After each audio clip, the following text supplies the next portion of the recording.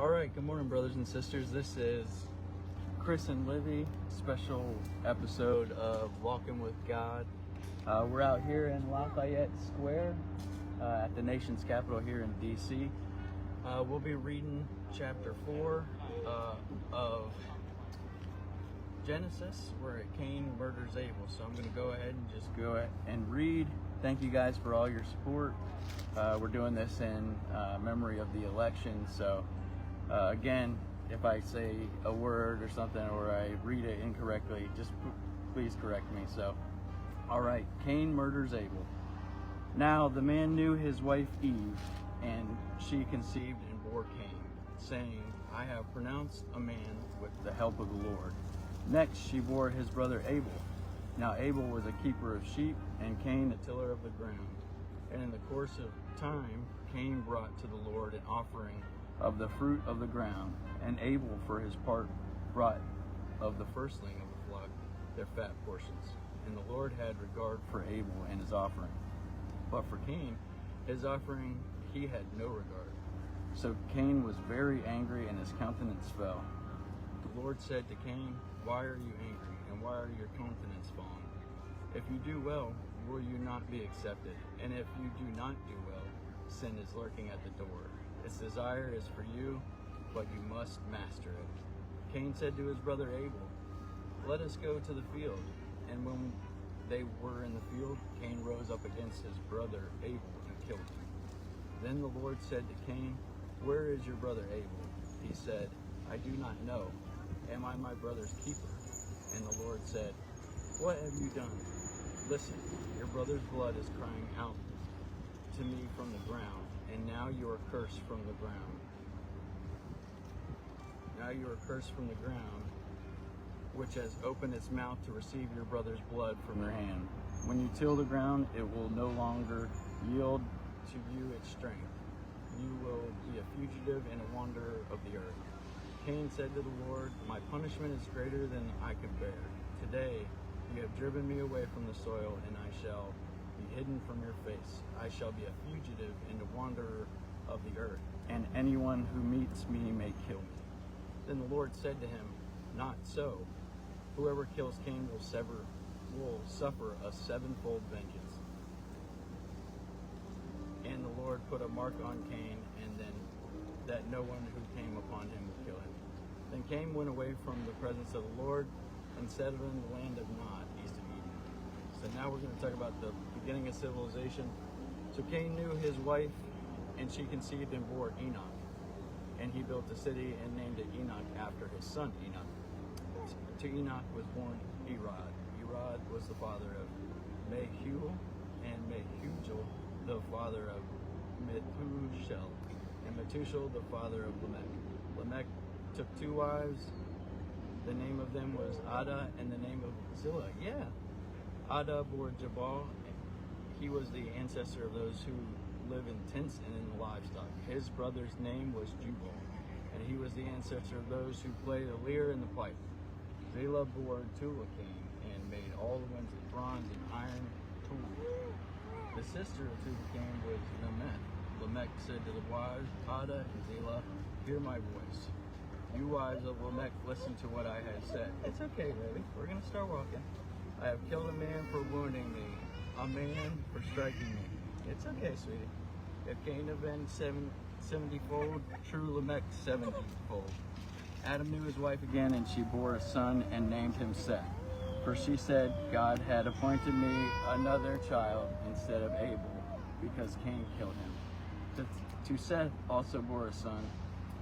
A son was born, and he named him Enosh. At the time, people began to invoke the name of the Lord. Thanks, Dad. I'll take that. Can you throw this in there? So thank you again. My dad also is here recording for me. So this has been great. So he's going to go ahead and do the fellowship worship. How do we turn this around, Pop? Up here. Where? There's it. Sorry. Hold on, I'm having some technical difficulties. Is it showing you now? I can't see it. No, well, it's fine. We're just going to keep walking, and we're going to just talk about what we kind of just read. So again, Dad, thanks for holding that and for coming with us. We also got little Livy with us, so bear with us, and hopefully everything goes okay. I think I can turn this around this way. There we go. All right, I can see everybody now. So a couple things with Cain versus Abel. Obviously, you know, yeah. What do you think? She's telling the story. You tell the story too. I mean, she might tell it better than I can. So, I mean, and Pops, you can correct me if I'm wrong or anything. So, again, this is just an open discussion. All this is just to get the Lord's message out, and then to get people to start talking, and then eventually start going on these fellowship walks with us. That's all we're trying to do here, is we're trying to extend the Lord's message. And Cain and Abel, that's definitely a good one. I think a lot of people know about that. Even, you know, they've heard the story. They may not even realize that it's part of the Bible too. I think, you know, a lot of people have heard the story, but I mean, it's about a story about, you know, a brother being angry and killing another brother. One that should never happen, ever. But this is because obviously Cain was angry, and the Lord did tell him, hey, why is your countenance fallen? And if you're not really sure what that means kind of, you know, his trust, or his faith kind of was lost in his anger. He was angry because he had brought the so the difference between one was a tiller of the ground, and one was a sheep herder. So obviously one person, you know, they brought two different things to the Lord, right? To offer to him, and for some reason, you know, we don't know why, but the Lord, you know, he accepted Abel's, and he had no regard. That's you know, I'd like to know what other people's thoughts are with that. And there's nothing that says that he did. You know, there's what Dad and I were talking about in the truck this morning, was we were talking about, you know, maybe that has to do with Abel kind of put more effort into, you know, he thought about the firstling and bringing the fat to the Lord, that, you know, that was not necessarily a better offering, but, you know, he took the time to do it. And with Cain, you know, he just gave him some fruit, not necessarily the first fruit, but that's kind of something that I kind of take from that. So I'd be interested to hear and see what others think of that, because it's pretty big, and definitely shouldn't be doing that, and goes right after the other first sin. So, you know, am I my brother's keeper? I think that might be one of the first times that we really see defiance openly towards God. And again, that's part of the free will. But God knew exactly what happened. He told Cain, you know, I can hear your brother's blood calling for me. So again, he knows what we're doing too. I think that was more of a rhetorical, you know, where is your brother? He knew what happened. Again, and that was free will, and that was because of anger.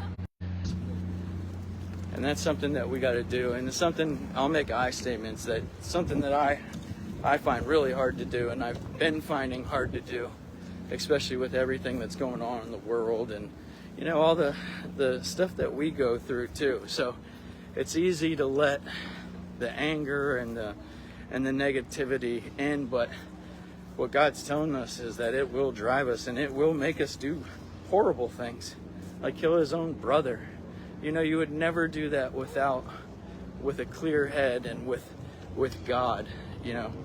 So that's why, again, I admit I am a perfectly imperfect Christian, and I'm going to keep doing this. I'm going to keep reading the Bible live, and then I'm going to try to schedule these fellowship walks so that we can, you know, start to talk to each other and get the word out there, and we can get some fellowship going after that. I'm also going to be doing some other interviews here coming up where, you know, I'll do a more deep dive into this chapter with somebody from possibly the church, or, you know, some prominent leaders within our community. But I'll be posting where I'm walking. Hopefully, you know, they'll be on the weekends, but I might have a couple walks during the week. But I'll be reaching out to the Stafford and Fredericksburg community leaders.